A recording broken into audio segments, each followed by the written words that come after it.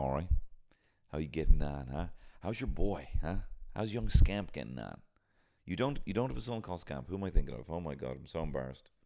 Oh my god, I could just die. How are you doing though? He's well. Look, Daddy's a bit hungover, right? Daddy's a little bit hungover this morning. Daddy was on a silly billy juice last night. Ha ha ha. Daddy was on his laugh juice last night. Ha ha ha ha ha. And now, oh, Daddy's so sad. Oh, Daddy's so sad now because he had a solid silly billy juice last night. Oh, you don't. I tell you, I feel like a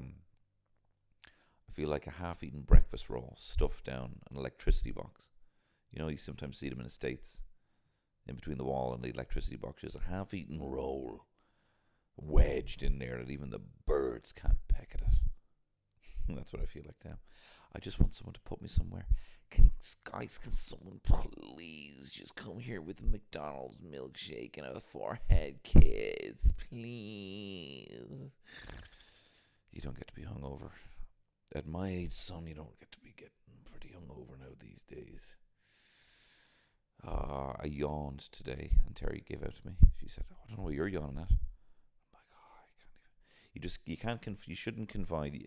You can't be. It's like that meme of me, of Mel Gibson talking to Jim Caviezel. Jim Caviezel's he looks like he's got mansplaining body language, and Jim Caviezel's covered in blood and Passion of the Christ, and it's always a meme to do with Mel Gibson being the kind of the better off person comparing about how it's worse for them.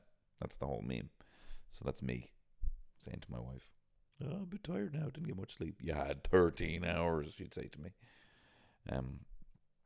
But yeah, Daddy's just a little bit hungover because I was doing the Lord's work actually.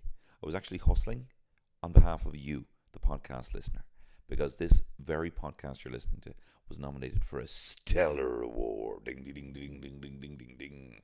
Stellar magazine, which is a magazine, nominated me for the best podcast in the world of all time, 2021, and I didn't win. But I tell you, I tell you what, I did win. If there was a competition for it, best table. Oh, let me tell you about the titans of comedy who were at this table. You had Shane Byrne, you had Killian Sunderman, you had Michael Fry, you had Emma Doran, and partners, and truly was a showstopper of a table. But none of them won as well. They were all for the Instastar Comedy Award, and they didn't win. But so considering the fact that no one won, I did get to have a bit of a moment because they were reading out the categories for podcast, and they were going through all the names, into 7 or 8 names, and then I'm waiting for me, and they didn't say my name for the nomination, they were like, and then they went straight, and the winner is, and I was drunk at this stage. I don't know what would have happened had I won. I don't know what I could have said, what I could have been liable to say. But as they skipped my name, I just made it clear to them by just screaming, "Hey, what about?" And then they were like, "Oh my God, sorry," and Tony Campbell's hit show, and look, was it out of pity? Maybe, but everyone applauded for me, and is our pity applause as good as an actual winning applause? Absolutely to me. Absolutely. So I stood up, did a bit of a bow, and then even Shane Byrne was like, "I'm so jealous of you." So I had my moment, and that's all that matters. And they were so apologetic, and Terry was all like, "You've no idea what you've done for him. He was so happy." So that was fun. Don't have any mad stories about it really. It was just a fun night. And it wasn't like the Gossies where I had people being like, "And what is it you do?" "I do a podcast." Okay, now I'm actually being recognized as a podcaster. So, so that was good. That's great, lovely. Had a lovely time. And now Daddy's just a little bit tender, which is why I'm so happy that I'm not doing this podcast alone. This podcast, I have a guest, and he's a very good pal of mine. His name is Peter McGann. You know him. You remember Crisps? His very funny. He's a very funny comedian. He's very funny videos. You've seen his Filter Dad videos. You've seen his crisps. He's a sharp-witted tongue laying into the SpawnCon. Influencers like me, oh God, we get it from him big time. He's also a genius playwright and just a very funny human being. And I really wanted to have him on because I've had a few guests on. I've had Alison Spittle on talking about Pointless, her favorite TV show, Pointless, and in general just her obsession with trivia. That's an episode we did. I had Kevin McGann on talking about bad movies, giving a blow-by-blow breakdown of the movie Fatal Deviation, which was fun. And then Pete was on here talking about westerns, which is great because I've just started playing Red Dead again. I've been meaning to get some good westerns, and he gives me some fabulous recommendations. And I love that he's such a movie buff that he says all these movies I've never heard of. And he's like, look, I'm not going to win any hipsters' hearts by telling you these obvious ones. Oh, like this is amazing. It's encyclopedic knowledge. When I went into his gaff, he had 2 books about westerns on his coffee table. And and I was like, he's just like, is stage setting here? What's this? And he's like, no, seriously, like this is what I always have. So it was a really fun chat. And we also talk about problematic art, and have a bit of a chat about, he's a great filmmaker as well, and I kind of liken some of his films to the work of Woody Allen and Louis C.K., and we chat about that kind of problematic artists. And we also give a bit of a spoilerific chat about No Time to Die. He's a big Bond fan, so I wanted to get his 2 cents on it. And just in general, we talk about maybe what it would be like if we were cowboys, and how us little prissy arty boys might survive in the wild frontiers of the West. So that's what this podcast is, and I'm delighted to have him on.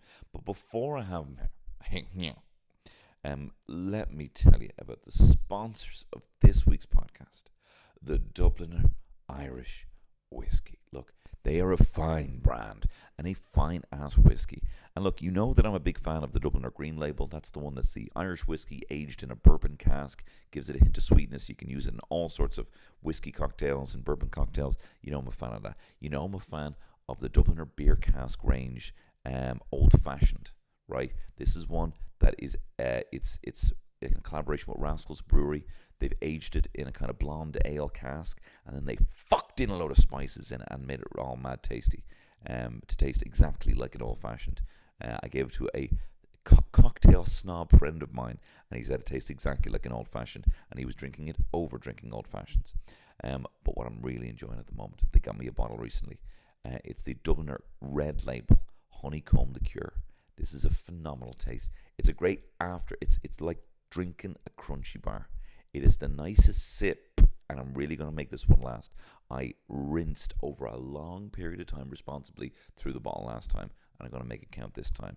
And it's the perfect thing just to drink, just neat, no ice, having a little sip, watching a bit of RuPaul. So thank you very much, the Dubliner Irish Whiskey, for sponsoring this podcast. And hey, and what better sponsor on this episode where we go back to the Wild Wild West, with my good friend Peter McGann. Thank you very much.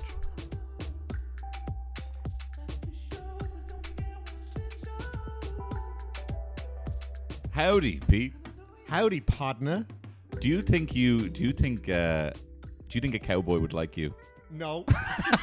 Really? No. Yeah. If he was to meet, like, in terms of the actual films, old school cowboys, I think they would, like, I would be like, I think I'd be a sound barman in a saloon. Yeah. I think I'd be, or like the guy who builds coffins, although I couldn't build a coffin. What am I saying? No, the towns, like, if the kind of the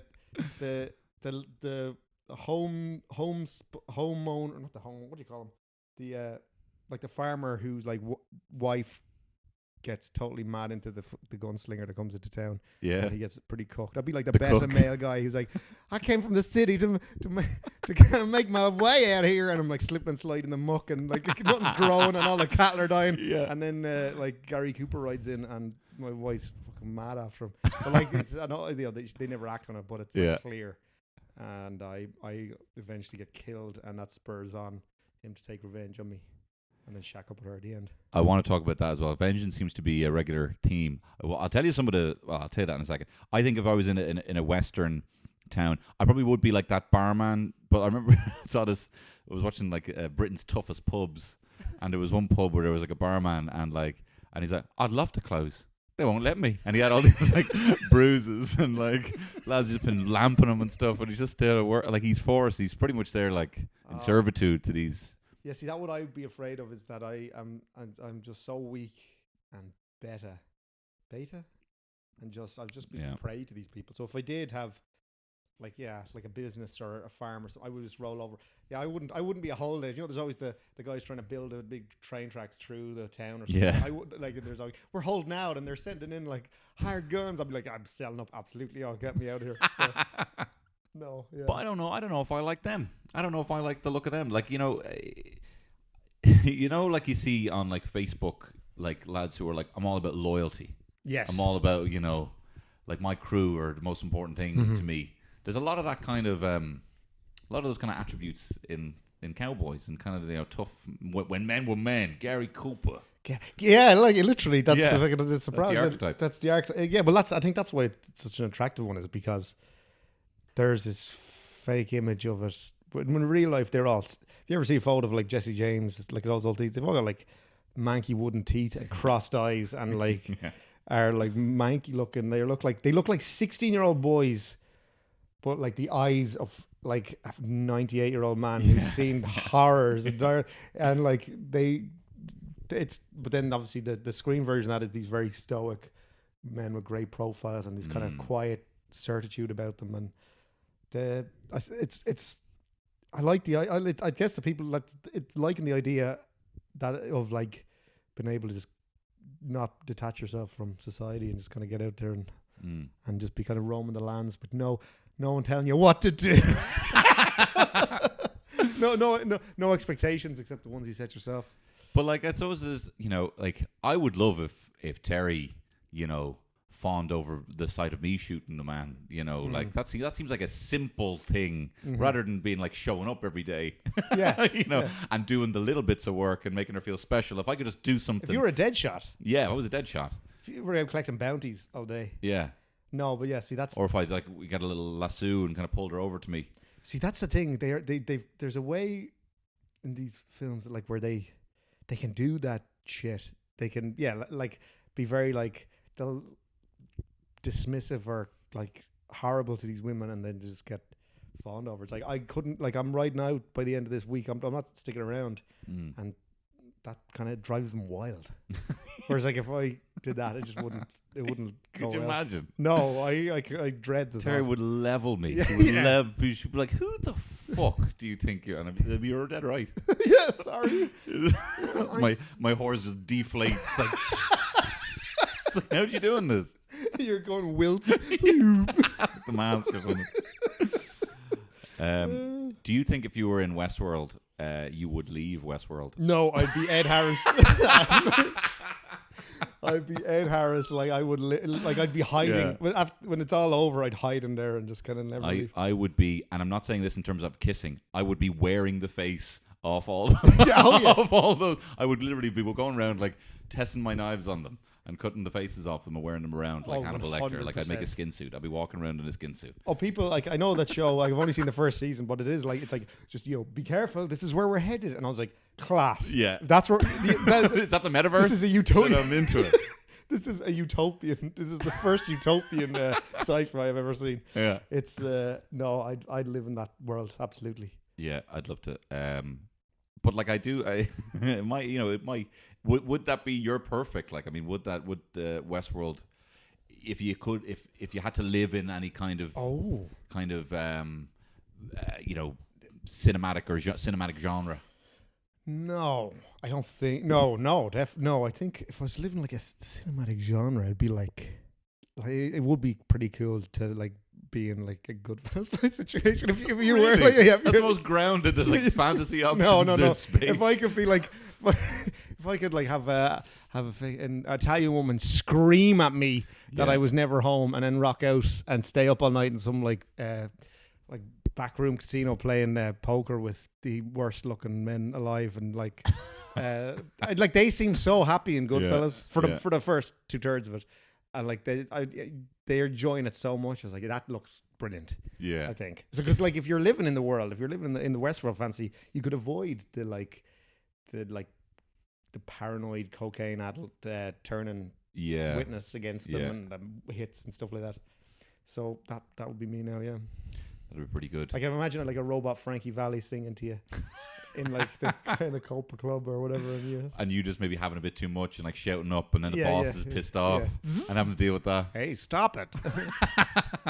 Like they're probably in worse situation than we are. Yeah, almost certainly are. Because like they have to make their they have to be earning money constantly. They're in constant fear of getting whacked. Yeah. So and they've come from fucking horrible conditions for the most part.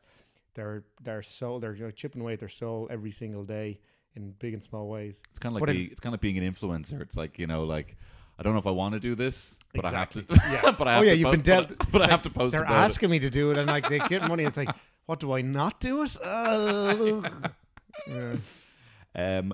So Pete, how did you get into westerns? I've always wanted to get into western. Well, no, I haven't wanted, because then I would have watched. But I would have. No. I would love to be sitting on a pile of western trivia and having experienced a load of westerns. Having played Red Dead, it's an aesthetic I'm very much into. I love the old vengeance story.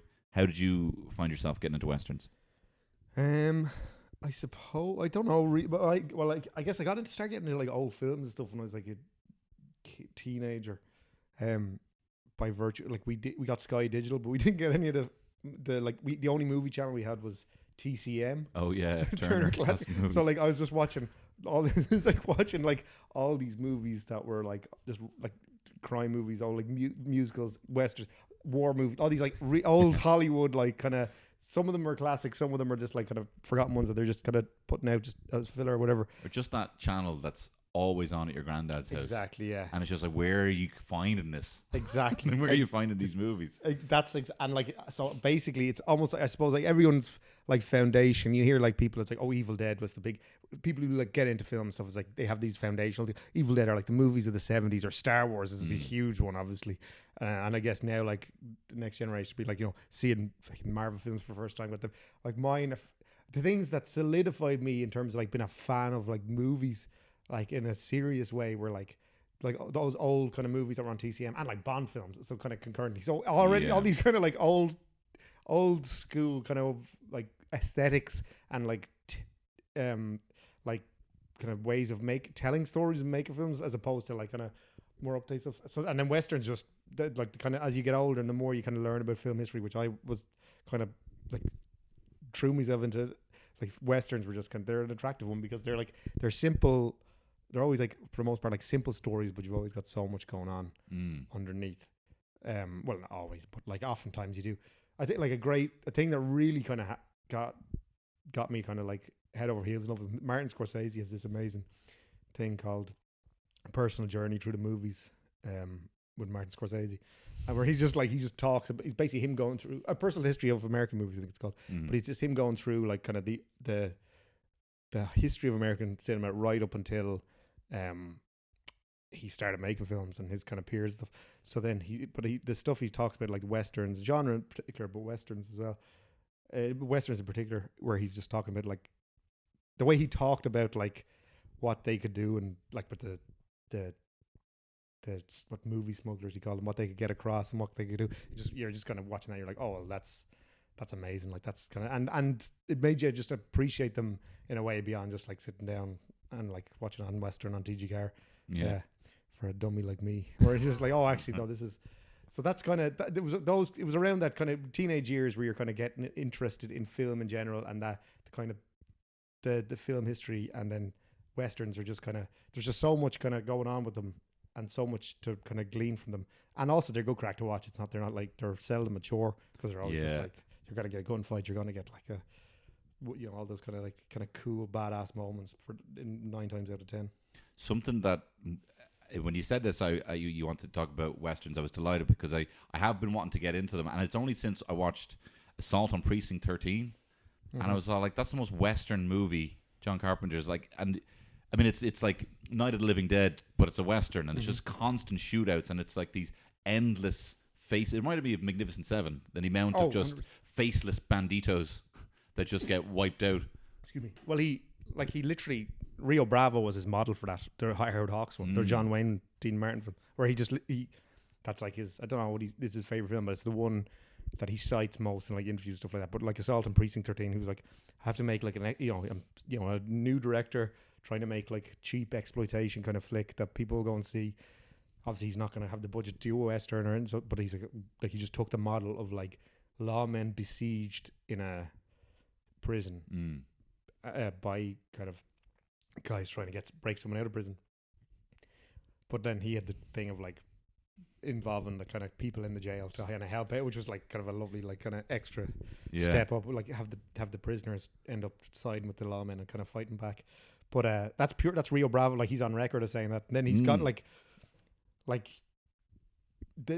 that's kind of beauty of him is like their stories are always that they're always just so like elemental that you can just do like a famous, well, Star Wars kind of doing the Kurosawa thing, but he kind of came from West. Like Kurosawa ended up inspiring Star Wars and Spielberg and all these guys, but he was inspired by John Ford, where you're getting the Western feeding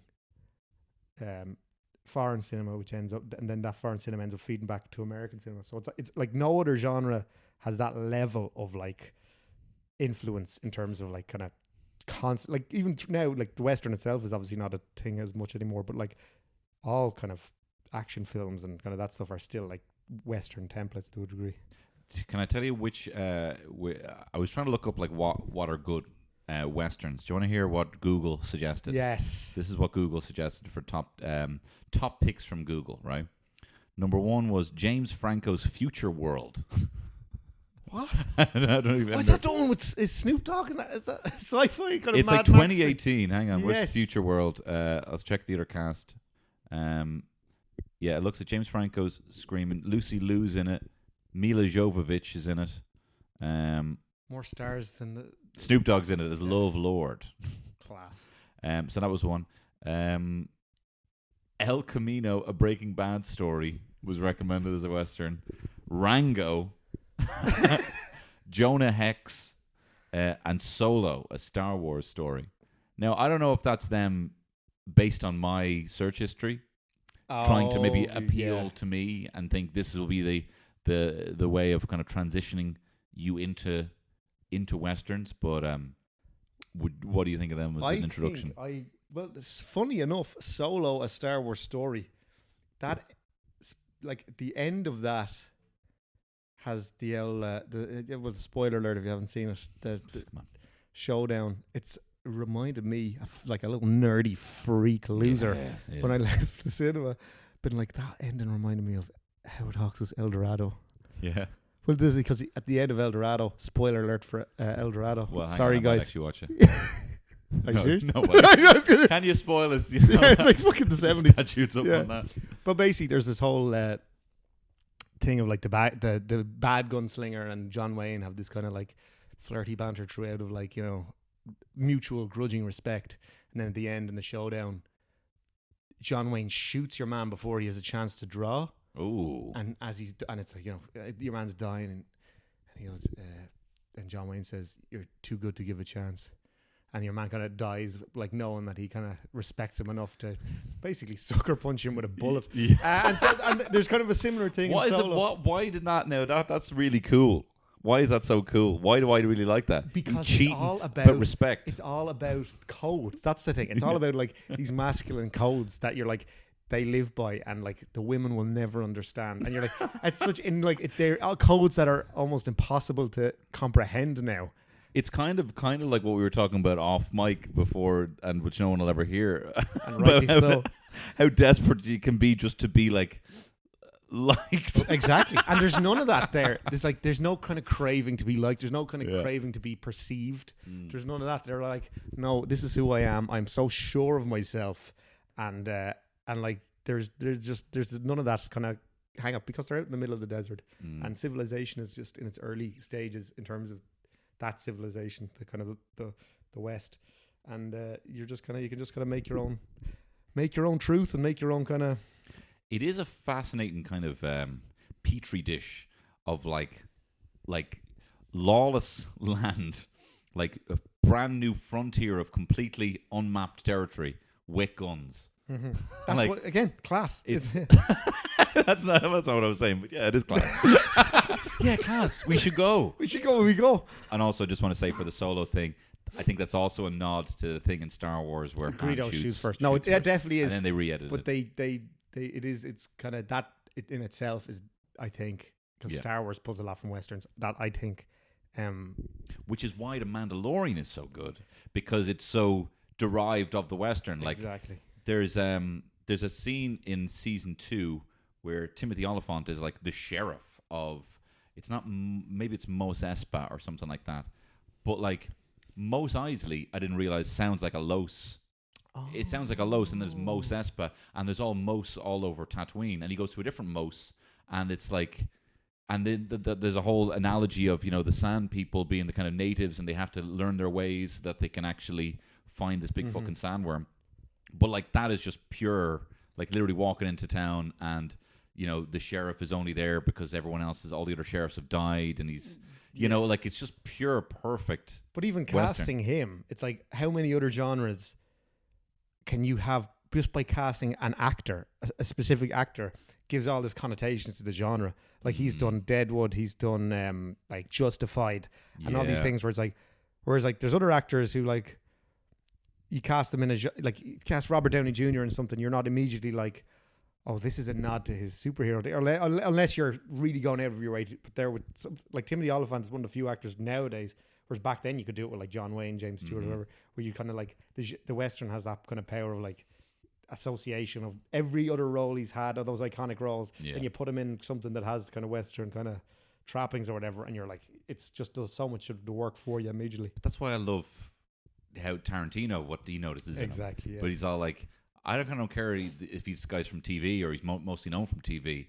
I need someone who can do this really, really well, because he's going to be acting across DiCaprio, who's going to give the performance of his fucking career when he gets it right in Once Upon a Time. Oh, it's like, it's the next, I can't think of a performance I think like more than that. I think it's like the one, like I think it's his best performance, and it's also like the performance where I like that. I get so. But the character has the biggest stakes. Yeah. And DiCaprio has the biggest stakes because he has to act as someone who can act really, really well. Which I can't think of seeing something that meta delivered so well. Yeah, you know, no, it's such a feat to pull off that I don't think even gets appreciated now. Like just the levels that it's operating on, and just in terms of like delivering this like suspense set piece that's entirely just, will this insecure hungover man do a good job at acting, and the stakes that are given to that, and I love it. Like it's such a and he pulls it off so well. He's incredible in that. He's so brilliant, and he's so, I mean, the whole, you know, tearing the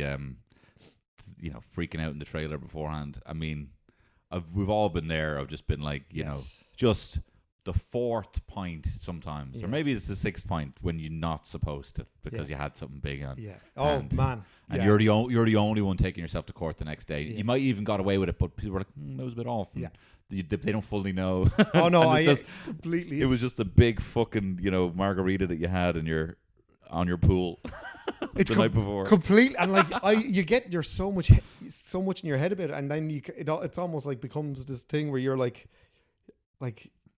it's because it can go the opposite way where you're like, oh, before you, like, if live stuff obviously, just where you're like, you have the few drinks before and then you get dependent on it, or in your head you're like, oh geez, I can't go out there without having a whole creamy one or a glass. But then with the kind of the, which is unhealthy in itself, but then the opposite way that is, it's like when you kind of fucking when you have the couple too many the night before, and then you come in and it's just like this, like, am I getting your own head of like, am I a lower energy than I should have been? Which is like, you're probably not, but it is just the guilt that comes with that and the shame in a compromised position. Well, you're in a similar compromised position on kind of professional.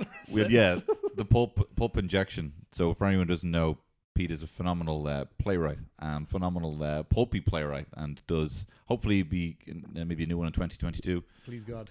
Pulp Injection writes very funny radio plays based on kind of pulp novels, and there's been westerns, there's been spies, there was one that we did that I probably had. Well, a lot of people. No, had we all did. We all had a couple of pints.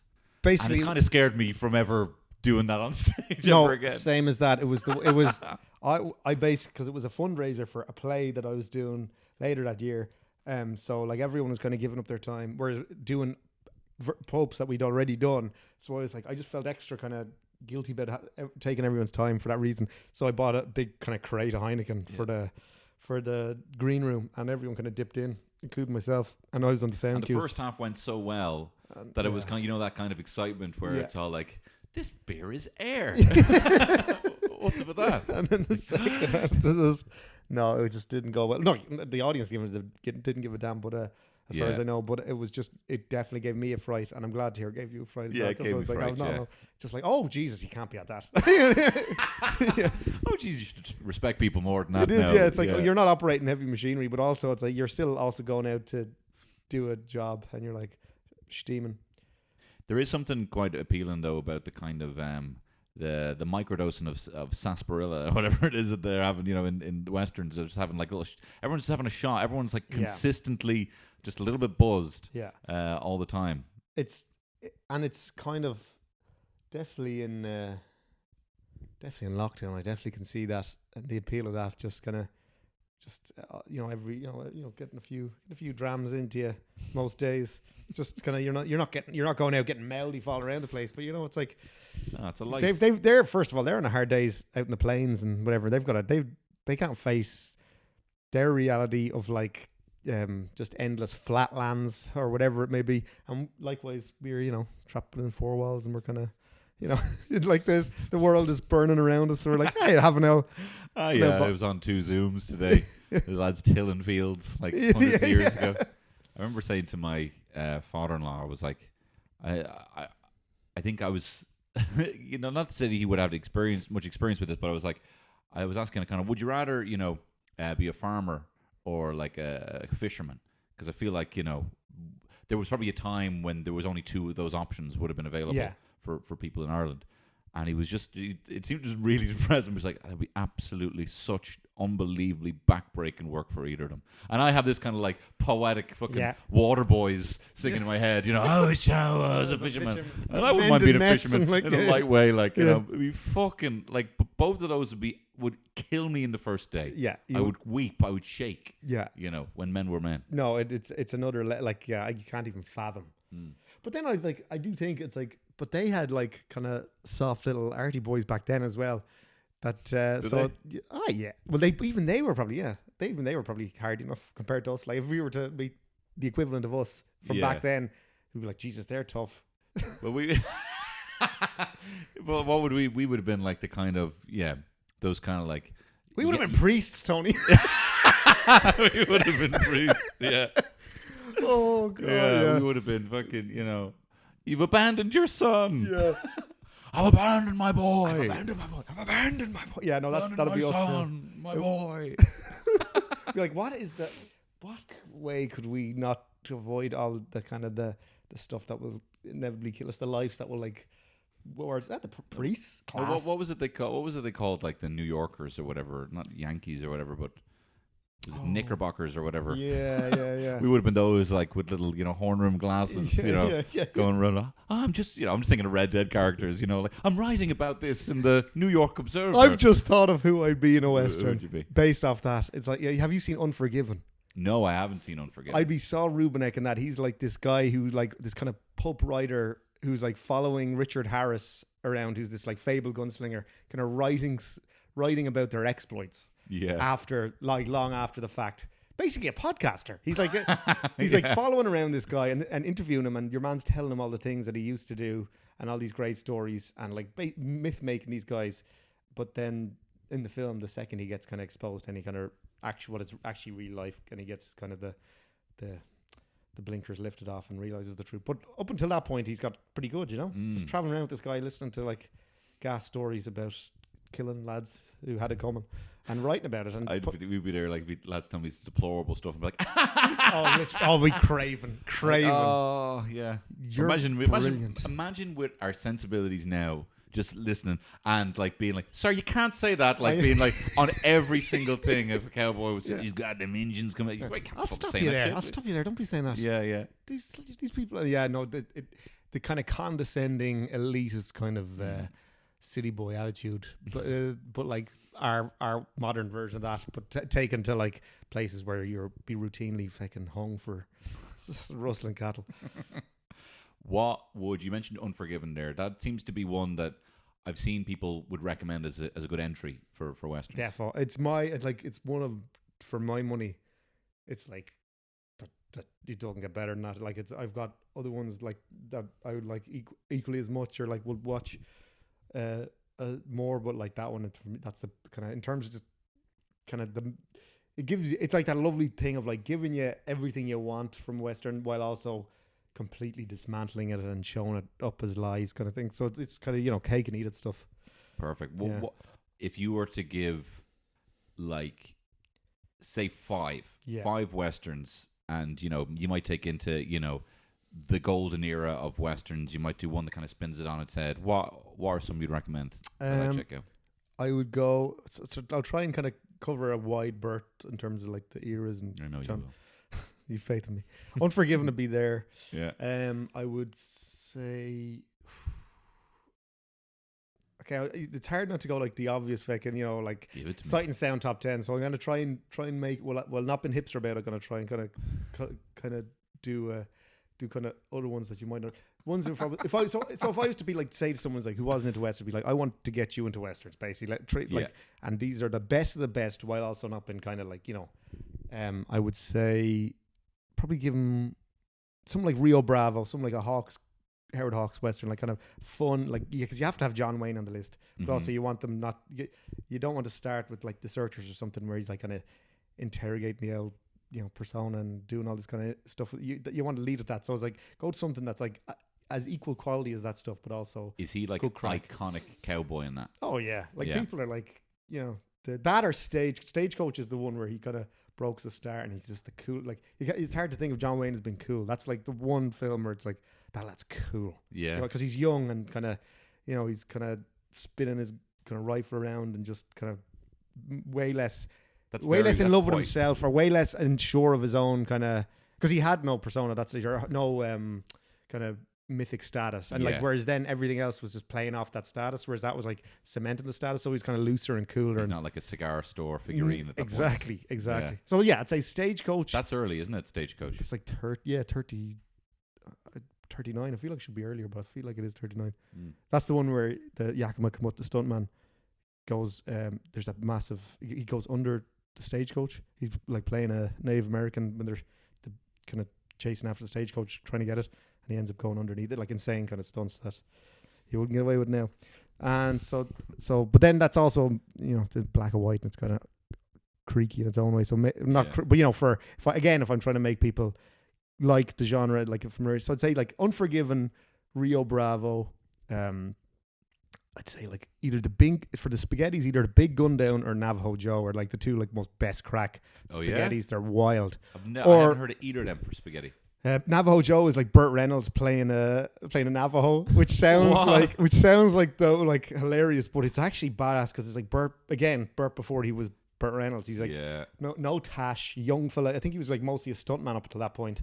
And is he striking looking? He's striking looking, and like he's doing all his own stunts.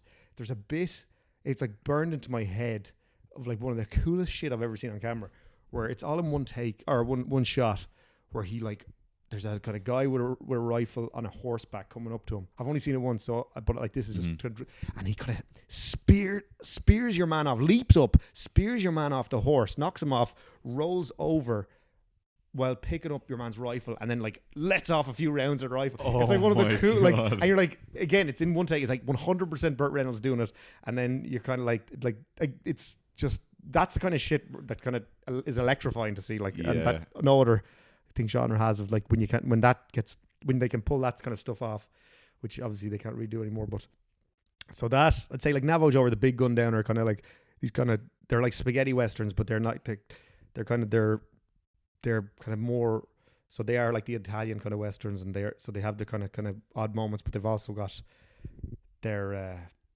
like just the action is the next level, and the kind of the stories are so stripped back and exciting, and they give up Morricone music, new Morricone music, so they're just so propulsive and exciting. So one of them, and I would say, again, go back to another Clint would be, another spaghetti would be like The Good, the Bad, the Ugly, just because it's like, it's the biggest, most epic kind of Western of them all. And then maybe then go to something like The Searchers, or Man Who Shot Liberty Valance, or something like another kind of older classic kind of Western. But the one, again, they caught up with where they became less of a kind of a B movie genre, and people started to kind of dig them a bit more and give them a bit more kind of weight. So they were able to kind of like My Darling Clementine or something like that, where they were able to go a bit more kind of epic with it, and a bit more kind of, they weren't kind of hiding their their kind of, I guess, like kind of deeper attributes. They were able to kind of wear up on their sleeve a bit more. But I think another one would be like, if you just watch the Renown cycle, which are these films from like the 50s. There's like 6 or 7 of them. They're by this guy, same director, writer, and star. It's like Bud Bedecker director, Randolph Scott star, and Burke Kennedy was a writer. And they start 7 Men from Now, and then I can't remember what the last one is, but like there's like Ride Lonesome and Comanche Station. They're all like about 70 to 80 minutes long. They're like tight as a drum. They have the same actor effectively playing the same part, like this stoic kind of guy. He's either a sheriff, or he's a guy who's like the bounty hunter. Or he's different, like these different characters, but they're all effectively the same thing. And he makes no kind of concessions to like, I'll be wearing a mustache in this, or I'll be like speaking in a French accent. Like he's the exact same character, like this very noble, kind of rigid, kind of tough guy. And they always have kind of like, it's like him versus like some kind of, in a kind of a battle of wills with some kind of flamboyant villain. Like Lee Marvin is one, and James Coburn is another, and stuff. So they're like 70 to 80 minutes. If you want to get like kind of like, oh, I want to get to grips with like American Westerns, kind of in kind of like the earlier or kind of classical sense, but I also don't want to be watching like kind of creaky things, or the big 3-hour long yoke or something. That like, they're the ones that are just like, they're 80 minutes of your time each one, and they're just a fucking cracking story, simple story with like 6 characters set over a couple of days, or a couple of hours each time, and they're just good out crack. That sounds perfect. Like, I've no time for any of this. Like, I've no time. I don't have the time for anything. I don't even have a kid. I'm kind of getting teary eyed talking about all this. Like, I just want to be watching all this shit. Also, can you imagine how obnoxious I am on fucking sauce? Now, if you got me started on this like with a few, again, as you saying, a few pints deep, like, where it'd be too much. No, but I love that. Like, I genuinely love hearing people who are so impassioned, like, because I'm kind of like, I'm very good at remembering what other people say about films and regurgitating. Same, 100%. I'm a real just read the headlines kind of film reviewer. They say this one was the one, and that's without actually having done any research. But you've got 2 big massive fucking textbooks here. Actually, one of those books, Life and Times of Sam Peck, but that reminds me, actually, if I was to just recommend one Western, like if I was like the one Western that sums everything up and gives you your cake and eat it, in terms of like what I was saying about Unforgiven, it's it's basically, it's definitely in my top 10 films of all time. It's probably should be in everyone's top 10 film, The Wild Bunch. It's like, it's not the most fucking obscure pick. I'm not going to be impressed any hipsters with The Wild Bunch. It's got the best action of any Western. It's got the most. We're talking about the codes. There's this amazing. There's these. I saw it as like an impressionable teenager, again, getting into films or whatever. And you're looking at what films, the best films watching, like Wild Bunch is up there. There's these lines, and as a teenager, it's basically about these aging outlaws that flee to Mexico and get mixed up in the Mexican Revolution. But it's the line. There's like lines that it's like, you gave him his word, didn't you? That ain't what counts. It's who you give it to. And all this, like, these kind of like catch-all lines that when you're like a young fella, they go like, you hear that, you're like, that is unbelievable. That one, I would say, if everyone would be better off if they watched The Wild Bunch. Forget everything I said up until this point. Okay, fine. The Wild Bunch. I'll delete everything you said. Just have that like little 30-second pump. When are you gonna make films again? Oh, soon. I hope I will. This is a question that haunts me. Sorry, I didn't mean to hurt you. No, it's the kind of, I guess, fucking, I used to just make them all the time, and then Yeah, it's the old get the old front facing comedy sketch. It's just Get so out much of my easier, life. isn't it? Yeah, It's I'm like, really- I just need. No, I want. it gives you that kind of like Yeah, oh, literally, and an Half immediate the work. fucking like, Yeah. But you know what? It was. I really had like a low kind of. I was like, I really felt defeated by not having done it. But then, I put up a sketch there that was like 6.5 minutes long, and then it did quite well. So I'm like, oh, there is actually, you do think that there is no kind of, no patience for that kind of thing now, but there actually, I think there is. So I will promise you. I actually I'm applying for that actor. This is all very interesting. That actor as creator thing, that Screen Ireland are doing. Bow Street around. So I'm like, I'm getting back on the horse, so to speak. Whoa! Oh, no, as in trying to get back on the horse anyway. But No, I did think your work was very like. Do you know what? I was going to list off 2 problematic men. tell me. Tell me. No, I thought like the structure of like Gary Woke is a very funny sketch that you did. Mm-hmm. That's very kind of short film cinematic.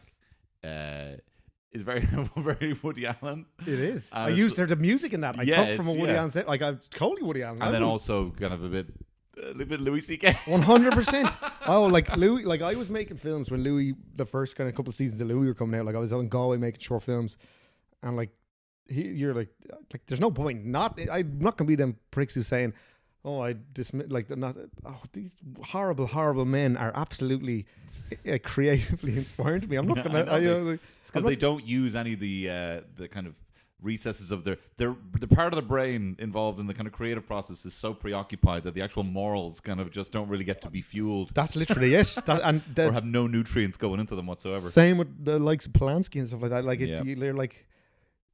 People are like, oh, don't engage with this art. There's plenty of films out there. It's like there's not that many films that are better than what Roman Polanski's made. like, it's like I'm sorry. I'm like, it's just that's the fucking sad truth of it. It's like you can absolutely there's like I'm easier with music again. So like we were in the club and Michael Jackson came on the other He's night. back. And I just He was doesn't like, even I'm know not he's been fucking. cancelled. Like there's something about boogieing. Yeah, exactly. There's something about me because music is so media that like. When Michael Jackson's purpose, when it's Michael Jackson's, its purpose is to make you dance. Yeah. So if you're like dancing, you're like, I'm dancing to this guy that committed atrocity. Whereas like films, I guess, often unless it's film for the most part, they're like, it's a more kind of you're engaged at a kind of more individual level. And it's not trying to Yeah, make it, well, like, but so also, yeah. I think sorry, go ahead. I think it's grand to watch bad people's films and read bad people's books, but less so to dance to their music. No, all right. So like Michael Jackson, like it's not like his whole heart and soul was he had a very strong philosophy on the boogie, and he was about where you should blame it. He was writing a pop song, and he wrote a Exactly. pop song, and so you can dance to the pop song. It's not his personality. Did you think that's him? Is Ben Yeah, on the boogie? no. It's like if you found out that the guy who installed like the traffic lights was a pedophile, and it's like, well, I'm not going to walk the green man now. It's like I'm not going to abide by the I'm not gonna. I can't cross at that light. The guy turned out to be a pedophile. So it's just like he did a job separate. Yeah. Well, I don't know if I mean that. Of course, you can decide. Like I was asked in the Independent, I did an interview, and they asked like, "Are you worried about being cancelled?" I thought of you immediately. But I was like, no, because like it kind of seems now that you have to that the tide or not the mood has changed now where people are less trying to be caught out, and it's more so like you're an actual sexual predator, an actual proven racist, or you use your profile to repeatedly talk about trans people in a derogatory way, Yeah. Yeah. you might have got away with it in your last special, and you decide to take half an hour to your fucking new one to talk about this, where you're really just trying to grab as much attention to yourself as possible. Yeah. It's not less about getting caught out on the wrong pronoun or anything like that. No, for sure. That seems to have passed, even on Twitter. If again, as you said, like if it's not like this repeated offense, obviously some stuff you don't have to repeat them for it to be an offense. But like, what you were saying there about like, alluding to the Chappelle thing, where it's like, it's like people like that. It's like you could not be making your bed more, so you have it coming kind of thing. Whereas like, I think definitely, I suppose it's like there's people it's where it wasn't like they were even getting cancelled as much as like you can't really be enjoying what they're putting out because they have this kind of, there's this vague amorphous kind of like maybe their politics aren't great, or maybe they've said some things in the past, not like to the extent of like doing hour-long specials on it, but just like kind of views they've had in the past things, and then it was like verboten maybe for a while to be liking those people, whereas now it's kind of people, the idea of a flawed artist has come back around, where it's like, oh, that's just par for the course, you know. It's like that you can be because as like, who in the hell wants people who are always right morally and intellectually making art? That would be the worst thing ever, I think. Like, I just pretty shit. like, I want, like, first of all, a prime example is the whole thing of like the whole thing of like, oh, male gaze in cinema, like GAZE, where it's like the how, you know, kind of whatever, you know, a lot of perverts making films, and then I would much rather a load of perverts making films than like, you know, this kind of desexualized, very asexual kind of films now, like exist of like kind of, you know, whatever it is appealing to China or whatever the hell the reason is that these kind of very neutered thing like films are getting made. Well, I'd much rather see some fucking tapped in the head Brian De Palma film where he gets so much wrong, but at least he's like swinging for the fences and showing actual kind of people with blood in their veins, and like kind of horns on them. You know, so. It is insane though, isn't it? Like, I mean, how fewer tits are in movies, and it's been reserved solely to HBO, you know, and somehow that's always done tastefully, you know, like in some capacity. I don't know if it is, but it's so, you know. Well, over lockdown I watched probably I'd seen the first series when it came out, but I watched it for the first time, and it's like it could not be more tailored for me. But Boardwalk Empire, and there's a shot in that where Bobby Cannavale is walking through a brothel naked with his lad flapping against his leg, and he's just shooting after this assassin that's come in and starts plugging all his men. It's like you just can't fathom. You couldn't fathom it in you couldn't fathom it in a film of any era, but like now it would just, I think just it would like people wouldn't know what to make of that at all. Like it's just like again, it's like nude, the like level of like kind of nudity and violence kind of combined, and then you just kind of, now it's like, what is it, like Eternals are bragging about, you know, having the first sex scene in a Marvel film. Like, how many Marvel films are we in? Not that you have to be fucking riding these things, like, but like what I mean is, I suppose that it's almost become this kind of rare point of pride to have any kind of intimacy in any kind of, like, even like the scene in Raiders of the Lost Ark where they have that bit in the boat where she's kissing all his sores. Yeah, it sounds horrible, but in they you can't imagine something like that in a modern film now. The equivalent modern film, like whatever that rock film is where he's going up the river. Jungle Cruise. Yeah. I kept saying to Terry, it was all like, she's like, if she ends up, she just points out the age differentials and everything. She'll be like, what's the age difference between them? You know, and I'm like, I don't know, whatever, you know. But, you know, I've seen, spoiler for Jungle Cruise, skip ahead 15 seconds. The Rock's immortal in it. Oh. Did I spoil it for you? It is, yeah. All right, well, sorry. But I kept saying to Terry, I was like, look, there's no, like, don't worry about that. Like, The Rock is not a sexual figure. Like, there's no, he really isn't, you know, there's no way that they're, and then it turns out that they are kind of shipped together in the film. He was also with fucking, not Selma, wasn't Selma Blair. It was. Maybe it was Selma in Blair the in Skyscraper, yeah. The Rock and Selma Blair. What the fuck? Like, it doesn't make any sense whatsoever. But yeah, I don't. But like, so it's kind of like, it's this kind of sexuality in theory, but nothing really very clear about it. Being like, they'll see them there. That's fine. You know, we can understand that. China can understand that. You know, without actually showing any sweet jabs. But like, not even like a National Lampoon's movie.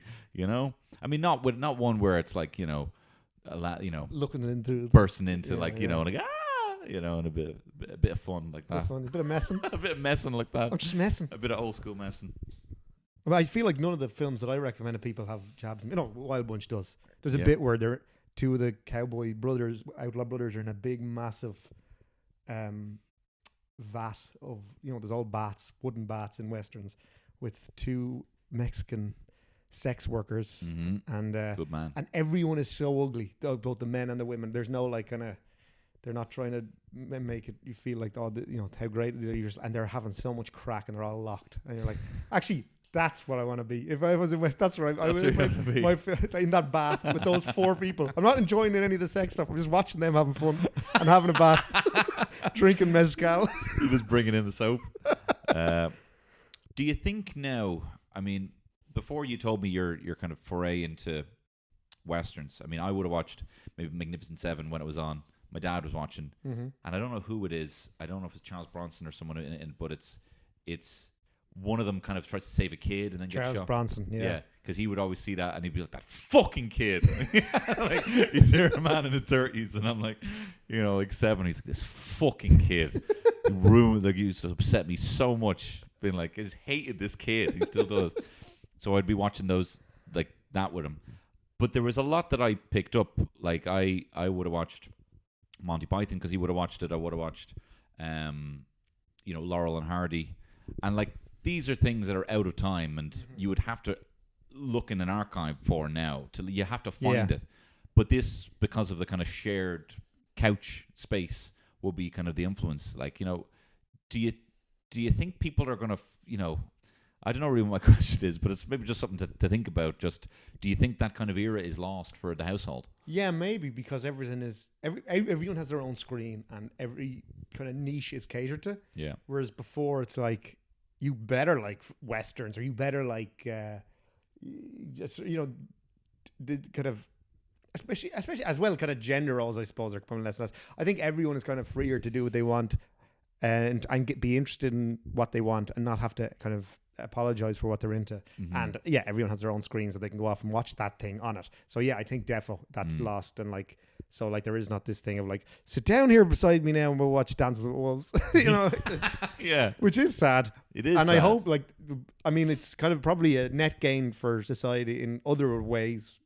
Yeah, people finding exactly, you know, down to the pronoun exactly what they want, exactly and who they want to be, exactly, you know, writing in their right hand. I think there is a lot to be said. I'm kind of parroting something I read this screenwriter Tony Tost, who is like a smart writer on, like, kind of, he's just amazing kind of like writing on screenwriting, not in one of those kind of Sid Field kind of ways, more like in a very practical way. But he was talking about like the virtues of being bored as a kid by art. Like making, like, been like, sit here and watch this, and like that can obviously backfire and they could like hate it forever. But there's something to be said for just like being a kid and being forced to kind of engage with stuff beyond your kind of interest, or something that's ahead of your kind of comprehension before it's time, before you're ready for it. Because that stuff, like, it might not stick, or it might absolutely stick, and it might kind of, whereas like now, I think if you are, because everyone is so catered to, I think you can just end up living in that little bubble and not having any kind of cultural kind of knowledge outside of that, and maybe not progressing that much as you get older. But yeah, but like, I think being bored, like, you really, it's like going out in the rain and coming in, you know, warming yourself up and by the fire. Like, you need to know the difference of like, this is so unentertaining and this is so unstimulating that the things really stand out. Like, the amount of stuff that's out now, like, you know, like, you can watch Dune on HBO Max if you have that. You can watch Foundation on Apple. Like, these are the biggest, most spectacular things that have possibly ever been on a screen, and there's just too many of them that they're all so fucking boring. It's insane. You know, Dune wasn't boring, but no, I can't wait to see it. But I genuinely can't wait to see it. But no, but there's just so, like, the amount of those kind of like sci-fi shows, especially, that are kind of coming in the wake of, I suppose, Game of Thrones. And you're like, how many of these things are like, there? And like, Expanse should be everything to me. Like, this is it.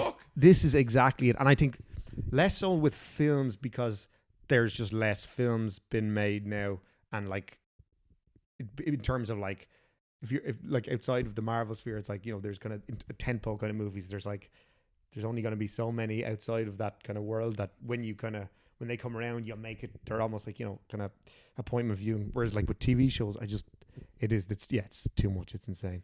I don't know. It's just like a big mad content farm. That's why I'm less kind of pushed about kind of staying. I'm happy now, because like, I got over lockdown. I was showing you before, I'd like buying like Blu-rays, stuff like that, and it's like sales and stuff. Just kind of like watching. What I was like, again, it's the exact same thing as like now, like people catering to their own niche. Yeah. Exactly what I'm doing, but just niche from another. No, but I love that, like, because Yeah. I feel a sense of closure. Me and Terry just wanted to watch films now in the evening because I feel like we started and we finished and we have an opinion on it, you know, rather than just like we started watching a bit of White Lotus, which we were really enjoying, but it's like either shows that I'm loving and I'm not going back to because I'm just like what we watch now. Can I ask before we go, maybe we have a bit of a spoilerific chat about Bond, Yes. about No Time to Die? Yes. I loved it, but it's still a 4.5 star for me. But I loved it Why is the knockoff? because I don't think it. I don't think it's. Now I do throw around 5 stars. I do need to go back to my letterbox and kind of clear up some bits and maybe just I've been a bit too overzealous with some. But Joe Stalin, your ratings in Letterboxd. yeah, but like Dune as well, I gave like 4.5 stars. But I kind of feel like it's excellent, but I don't think it changes anything, and I don't think I don't think there's enough in it.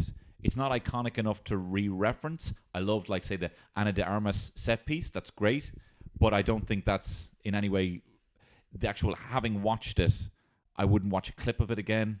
I wouldn't seek it out, another clip of that scene, but I loved it while it was happening. I don't know if there's many scenes in it that I would, apart from maybe just the ending, or maybe the kind of chase across the bridge at the start. I thought that was really fucking, white knuckle action. But there's other scenes in Casino Royale I'd watch again. There's scenes in Skyfall I'd probably watch again. I don't know. This is just, like iconic. I'm still thinking about the parts of it. I don't know if that's the most articulate way of it. I loved it, and I was like, it's not rose tinted glass because like I did like I'm a fucking sucker for Bonds, but like Spectre broke my heart. I still think it is like the worst Bond ever. I'd like even like more at their hokiest, like Man with the Golden Gun or something.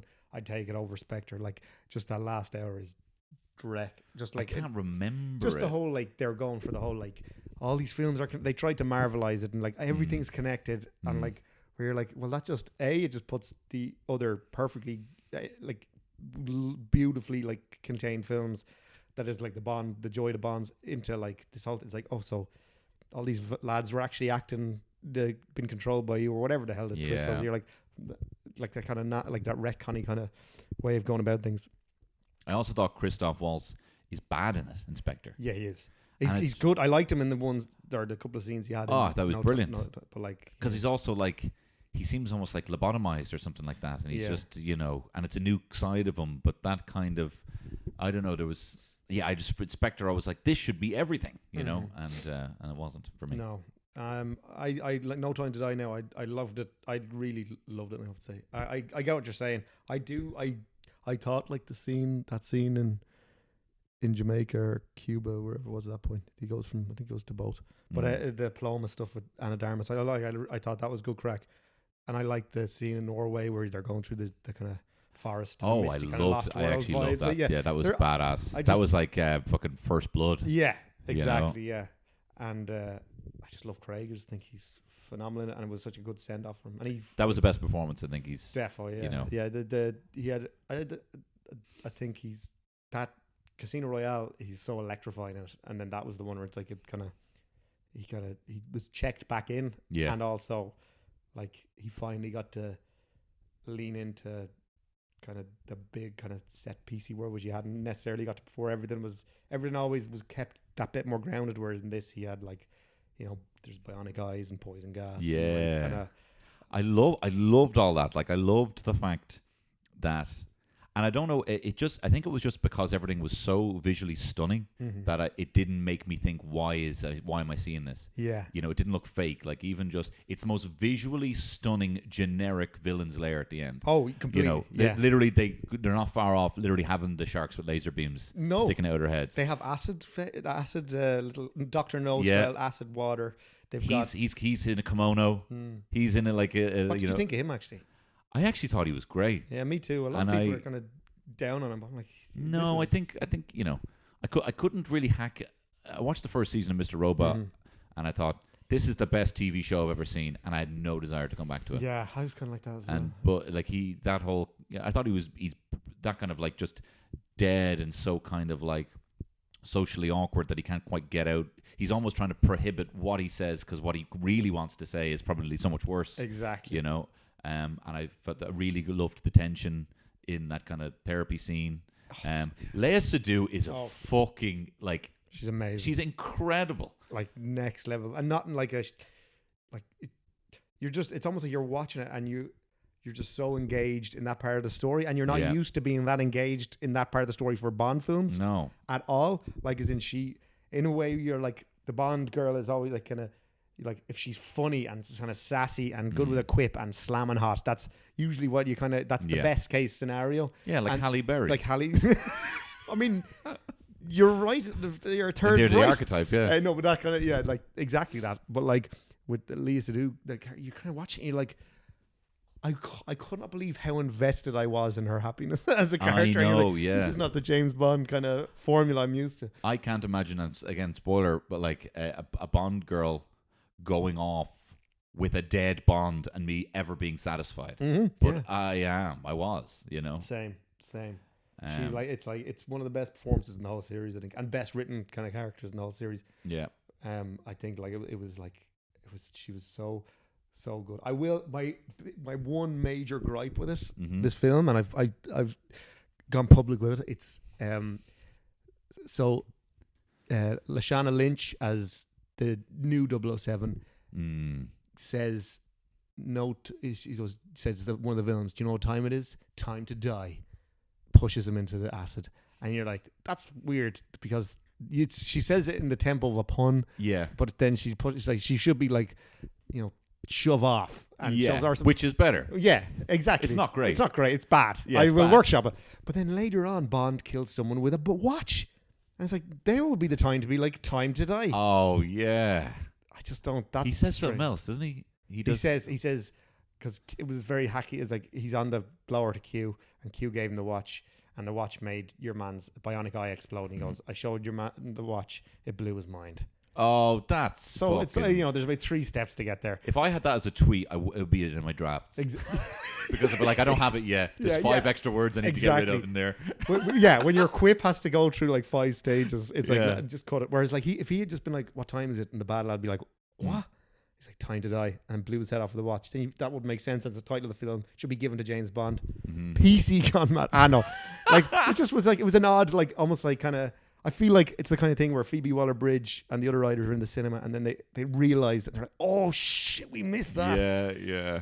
Yeah. Or even, I mean, I feel like one more pass is all like, no, hang on, just circle that. Yeah. All over here, and then 2 arrows. Why would you not give her a line about pushing him or falling or burning? I think I'm falling for you, or you're falling for me. You got it. Yeah. Maybe. Yeah. Oh, Pete, this has been fun chatting to you about film. Let's continue to do it off, Mike. We will. But thanks very much for having me over and letting me speak to you. This is a joy. I'd let you in every week. An absolute joy.